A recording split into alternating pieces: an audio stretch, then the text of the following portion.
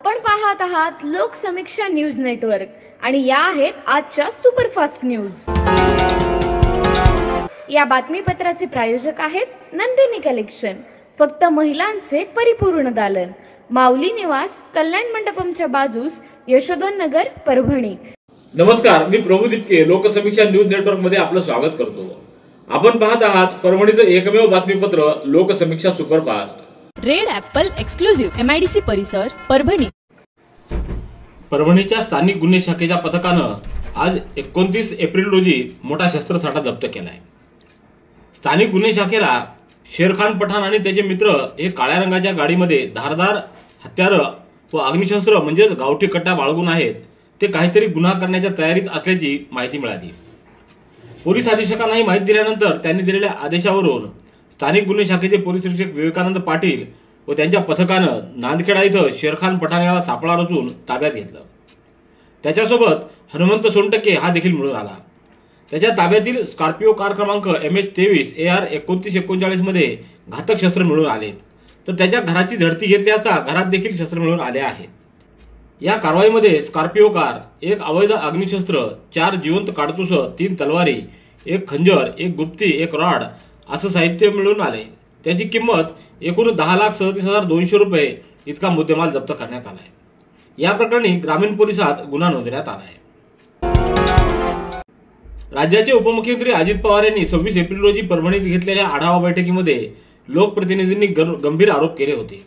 त्यानंतर जिल्हा नियोजन अधिकारी PB परदेशी यांना चौकशीसाठी मुंबईत हजेरी लावण्याचे आदेश उपमुख्यमंत्र्यांनी दिले। त्यानंतर आता परदेशी यांना प्रशासकीय कारणास्तव एकतर्फी कार्यमुक्त करण्यात आले। याबाबत नियोजन विभागानं 28 एप्रिल रोजी आदेश काढले आहेत। या आढावा बैठकीमध्ये जिल्हा नियोजन अधिकाऱ्यांवर रक्कम घेतल्याचा आरोप झाल्यानंतर उपमुख्यमंत्र्यांनी मंत्रालयात भेटण्याचा इशारा दिला होता। तर नियोजन अधिकाऱ्यांनी सर्वच विभाग प्रमुख रक्कम घेतात असे सांगितल्यानं वातावरण तापलं होतं। या प्रकरणात नेमकी काय कारवाई होते याकडे लक्ष लागलेलं होतं। तर परभणीचे जिल्हा नियोजन अधिकारी परदेशी यांना प्रशासकीय कारणास्तव तात्काळ प्रभावानं एकतर्फी कार्यमुक्त करण्यात आले। त्यांचं मुख्यालय अर्थ व सांख्यिकी संचालनालय मुंबई राहील असं या आदेशात नमूद करण्यात आले। खरीप हंगाम 2023-24 व 2024-25 मध्ये नैसर्गिक आपत्तीमुळे नुकसान झालेल्या शेतकऱ्यांना अद्याप थकीत पीक विमा रक्कम न मिळाल्यानं संतप्त झालेल्या शेतकऱ्यांनी भारतीय कम्युनिस्ट पक्षाच्या नेतृत्वाखाली 28 एप्रिल पासून पाथरी तहसील कार्यालयासमोर बेमुदत धरणं आंदोलन सुरू केलं होतं। आज पाथरीचे आमदार राजेश विटेकर यांनी आंदोलनस्थळी भेट देत उपोषणकर्त्यांशी संवाद साधला। शेतकऱ्यांनी यावेळी विमा वाटपामध्ये दुजाभाव झाल्याचा आरोप करत संपूर्ण विमा मंजुरीची मागणी लावून धरली। आमदार राजेश विटेकर यांनी यावेळी जिल्हाधिकाऱ्यांच्याशी थेट संपर्क साधत आंदोलक शेतकरी, विमा कंपनीचे प्रतिनिधी आणि प्रशासन यांच्यात 7 मे रोजी सकाळी 11 वाजता जिल्हाधिकारी कार्यालयात बैठक आयोजित करण्याची हमी मिळवली। त्यानंतर आंदोलकांनी आमदाराच्या विनंतीवरून उपोषण मागे घेतले। नवनाथ कोले, मुंजाभाऊ कोले, शिवाजी कदम आदी उपोषणकर्त्यांना आमदार विटेकर यांच्या हस्ते लिंबू पाणी देऊन उपोषण सोडवण्यात आले। यावेळी तहसीलदार शंकर हंदेश्वर, अनिल नखाते, दादासाहेब टेंगसे, माधव जोगदंड, बाळासाहेब कोले, अजिंक्य नखाते, गजानन धर्मे आदींची उपस्थिती होती। सततचे दवाखाने करून कंटाळलात? आता शेवटचा उपाय। डॉक्टर गोविंद कामटे यांचे बालाजी आयुर्वेदिक निसर्गोपचार केंद्राला भेट द्या।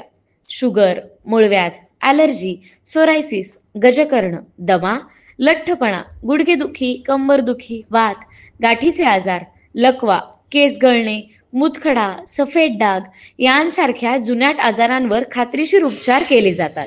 दारू सोडवण्यासाठी विशेष उपचार उपलब्ध। संपर्क डॉक्टर गोविंद कामटे, आयुर्वेद विद्याविशारद, बालाजी आयुर्वेदिक निसर्गोपचार केंद्र, तलाठी कार्यालयाच्या बाजूला, वसमत रोड, परभणी। संपर्क 9921691008।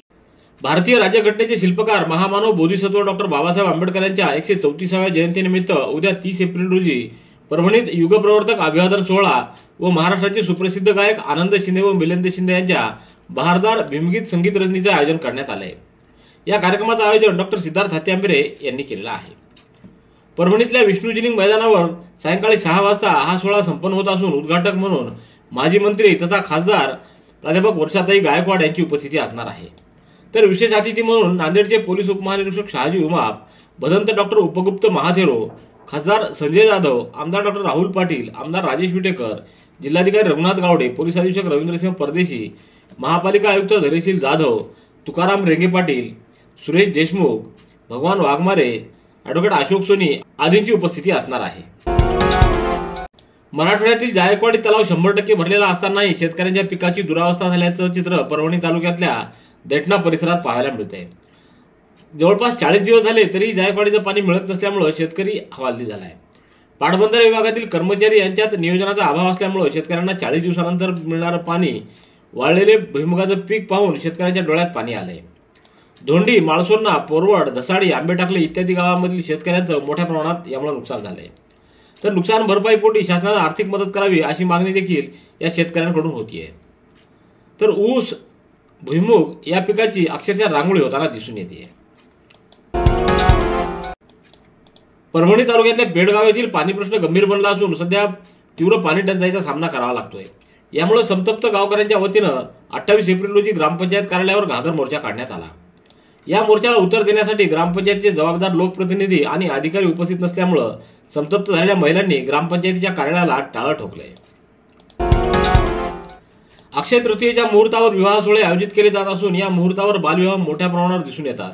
या पार्श्वभूमीवर बालविवाह रोखण्यासाठी सर्व संबंधित यंत्रणांनी सतर्क राहावं असं आवाहन जिल्ह्याच्या पालकमंत्री मेघना बोर्डीकर यांनी केलंय. निर्मल भवन इथं अक्षय तृतीयाच्या मुहूर्तावर बालविवाह रोखण्याबाबत करावयाच्या कारवाई संदर्भात बैठक आयोजित करण्यात आली. त्यावेळी राज्यमंत्री मेघना बोर्डीकर बोलत होत्या.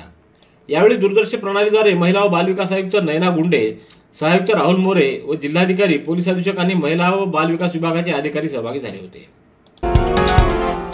पूर्णा इथं उमेश कोटुरवार यांचं SBI बँकेच्या बाजूला असलेल्या गुळाच्या चहाच्या स्टॉलला 28 एप्रिल रोजी रात्री 8:30च्या सुमाराला अचानक आग लागली. पोलीस प्रशासन आणि अग्निशामक विभागाची गाडी घटनास्थळी दाखल झाल्यानंतर आग आटोक्यात आली आणि पुढील अनर्थ टळला. या दरम्यान या हॉटेलमधील सर्व साहित्य जळून खाक झाले. परभणी जिल्ह्यातील माळसोन्ना येथील भगवान टेकाळे आणि सचिन जाधव व ज्योती जाधव या शेतकरी दाम्पत्यांनी कर्जाला कंटाळून आत्महत्या केली. या आत्महत्याग्रस्त शेतकऱ्यांना न्याय मिळण्यासाठी राज्य सरकारच्या शेतकरी विरोधी धोरणाचा निषेध करण्यासाठी आणि संपूर्ण शेतकरी कर्जमुक्तीसाठी उद्या 30 एप्रिल रोजी सायंकाळी 4 वाजता माळसोन्ना येथून स्वाभिमानी शेतकरी संघटनेच्या वतीनं खासदार राजू शेट्टी यांच्या नेतृत्वात आक्रोश पदयात्रा काढण्यात येणार असल्याची माहिती जिल्हाध्यक्ष किशोर ढगे यांनी दिली. ही पदयात्रा सायंकाळी 4 वाजता माळसोन्ना येथून निघून सायाळा खटिंग इथं मुक्कामी असणार आहे. पुढे ही यात्रा ठोळा दामपुरी मार्गे महाराष्ट्र दिनी जिल्हाधिकारी कार्यालयावर धडकेल. जिल्ह्यातील शेतकऱ्यांनी या आक्रोश पदयात्रेत सहभागी व्हावं असं आवाहन किशोर ढगे यांनी केलंय. महाराष्ट्र राज्याच्या 66व्या स्थापना दिनानिमित्त ध्वजारोहणाचा मुख्य शासकीय समारंभ परभणी येथील प्रियदर्शनी इंदिरा गांधी स्टेडियम इथं 1 मे रोजी सकाळी 8 वाजता होणार आहे. राज्याच्या सार्वजनिक आरोग्य व कुटुंब कल्याण, पाणी पुरवठा व स्वच्छता, ऊर्जा, महिला व बालविकास, सार्वजनिक बांधकाम विभागाच्या राज्यमंत्री तथा जिल्ह्याच्या पालकमंत्री मेघना बोर्डीकर यांच्या हस्ते हे ध्वजारोहण होईल.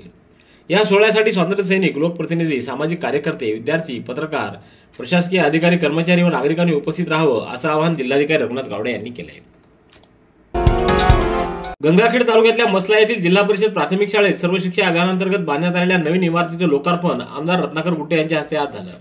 याप्रसंगी आमदार गुट्टे यांनी मतदारसंघात सुरू असलेल्या आणि भविष्यात होणार असलेल्या विकास कामांची सविस्तर माहिती दिली. तर मतदारसंघाच्या सर्वांगीण विकासासाठी आपण कटिबद्ध असल्याचं वचन देखील आमदार गुट्टे यांनी दिलं. तालुक्यातल्या सर्व शाळांमध्ये दर्जेदार पायाभूत सुविधा उपलब्ध करून देण्यासाठी आपण सर्वतोपरी सहकार्य करणार असल्याचं शिक्षण अधिकाऱ्यांना यावेळी आमदार गुट्टे यांनी सांगितलं. कार्यक्रमाला ज्ञानदेव शिंदे, किशन भोसले, संदीप आळनोरे, प्रल्हाद मुरकुटे, रामजी लटके, साहेबराव शिंदे, वैजनाथ शिंदे, शिवाजी शिंदे, बालासाहेब शिंदे, अप्पाराव कदम, माणिक शिंदे, हनुमंत शिंदे, रेणुका शिंदे, गोदावरी शिंदे आदींची उपस्थिती होती. Red Apple furniture, smart furniture for smart people, exclusive Parbhani शहरातील भव्य शोरूम रेड ॲपल एक्सक्लुझिव्ह, भारतातील स्मार्ट फर्निचर ब्रँड आता आपल्या परभणी शहरामध्ये. हो, आता आपल्या परभणी शहरामध्ये. या अंतर्गत ऑफिस, बेडरूम, डायनिंग, लिव्हिंग इत्यादी प्रकारचे फर्निचर आपणास मिळेल. Bedroom set, bed, dressing table, sofa set, कपाट, डायनिंग टेबल, टीपॉय आणि स्टील फर्निचर इत्यादी सर्व प्रकारचे फर्निचर तेही आकर्षक किमतीमध्ये उपलब्ध आहे. एक वेळ अवश्य भेट द्या. रेड ॲपल फर्निचर, MIDC परिसर, भारतीय स्टेट बँकेच्या जवळ, परभणी. सेलू तालुक्यातल्या खवणे पिंपरी इथं भारतरत्न डॉक्टर बाबासाहेब आंबेडकर यांची 134वी जयंती उत्साहात साजरी करण्यात आली. यावेळी काँग्रेसचे नेते मिलिंद सावंत यांच्यासह अशोक आंबुरे, ॲडव्होकेट विष्णू ढोले, सरपंच व्यंकटबाबू चव्हाण, उपसरपंच सुभाष चव्हाण, सिद्धार्थ भाग्यवंत, वचिष्ठ चव्हाण, मुंजाज चव्हाण, सोमेश्वर चव्हाण, राहुल जाधव, अर्जुन बाविसे, सिद्धार्थ वाघमारे, सिद्धांत कदम आदींची उपस्थिती होती. तर यावेळी नाथराव चव्हाण यांनी स्वखर्चानं 100 विद्यार्थ्यांना पुस्तकांचं वाटप केलंय. भारतरत्न डॉक्टर बाबासाहेब आंबेडकरांच्या जयंतीनिमित्त प्रहार जनशक्ती पक्षाच्या वतीनं परभणी तालुक्यातल्या पाथरा इथं मोफत आरोग्य तपासणी व औषधोपचार शिबिर संपन्न झालं. या शिबिरामध्ये आरोग्य तपासणीसह नागरिकांच्या रक्त व थुंकीचे नमुने घेण्यात आले. तसंच उच्च रक्तदाब, मधुमेहाची तपासणी देखील करण्यात आली. तर तपासणी झालेल्या नागरिकांना मोफत औषधोपचार करण्यात आले. यावेळी उद्घाटक म्हणून प्रहार जनशक्तीचे जिल्हा प्रमुख शिवलिंग बोधने, तर प्रमुख पाहुणे म्हणून हनुमंत हंबिरे व सरपंच मधुकर काकडे यांची उपस्थिती होती. या शिबिरामध्ये 314 नागरिकांनी आरोग्य तपासणी व औषधोपचार घेतले.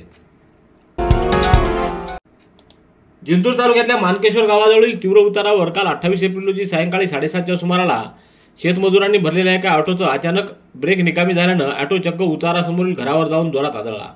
या अपघातामध्ये 8 शेतमजूर गंभीर जखमी झाले असून त्यांना तातडीनं जिंतूर येथील ग्रामीण रुग्णालयात दाखल करण्यात आलं.